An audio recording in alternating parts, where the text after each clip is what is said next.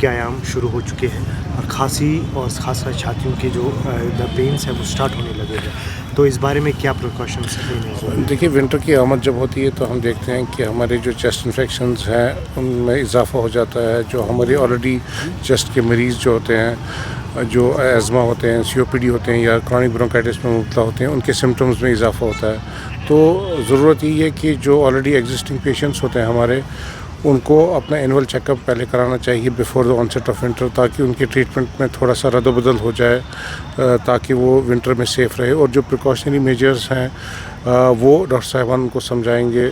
Specially जब winter आता है तो हमारे बच्चे या बुज़ुर्ग होते हैं तो उनमें ज़्यादा चांसेस रहते हैं कि वो चेस्ट इन्फेक्शंस में मुब्तला हो जाए ड्यू टू लो इम्यूनिटी और सर्दी। तो कोशिश ये रहनी चाहिए कि उनको बाहर ना जाने दें सर्दी में। अगर नेसेसरी है, बहुत ज़रूरी है बाहर निकलना, तो मुँह, नाक और पूरे कपड़े पहन के बाहर निकलें। और बाकी भी जो हाई रिस्क पेशेंट्स होते हैं, वो जो हमारा इन्फ्लुएंजा वैक्सीन आता है before the onset of winter, वो लगाएं। वो भी अच्छी खासी सेफ्टी देता है अगेंस्ट कॉमन इन्फ्लुएंजा इन्फेक्शंस।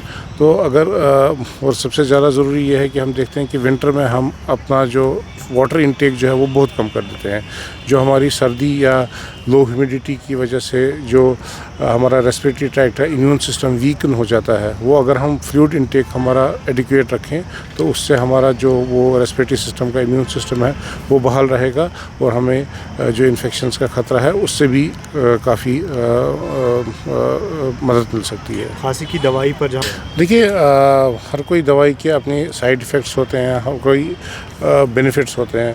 तो ये एक डॉक्टर साहब आफ्टर एग्जामिनेशन ही एसरटेन कर सकता है कि किसी पेशेंट को किसी दवा की ज़रूरत है, ज़्यादा है, या उसके साइड इफ़ेक्ट ज़्यादा उसके लिए डेंजरस हैं। देखिए, नॉर्मली अगर बच्चों की हम बात करें तो जो स्पेशली जो नौनिहाल होते हैं तो उनमें यूजुअली जो एंटीहिस्टामिनिक्स या बाकी ये डिकंजेस्टेंट्स हैं वो एब्सोल्युटली सेफ़ नहीं होते हैं। तो उसमें हम तभी देते हैं जब हमें पूरा एसरटेन होता है कि नहीं, इसके बेनिफिट्स ज़्यादा हैं बनिस्बत की साइड इफ़ेक्ट्स के। इसलिए एक डॉक्टर साहिबान आफ्टर एग्जामिनेशन ही बता सकता है कि किस पेशेंट को किस दवाई की ज़रूरत है। लेकिन अननेसेसरली ओवर द काउंटर जो हम कफ सिरप्स खुद से ले लेते हैं, इनके भी अपने साइड इफ़ेक्ट्स होते हैं। इसलिए against the advice of doctor नहीं जाना चाहिए and you should take always medicine on the advice of doctors only. क्या जम्मू कश्मीर नहीं, देखिए, नमूनिया तो अलग चीज़ है, ये इन्फेक्शन है।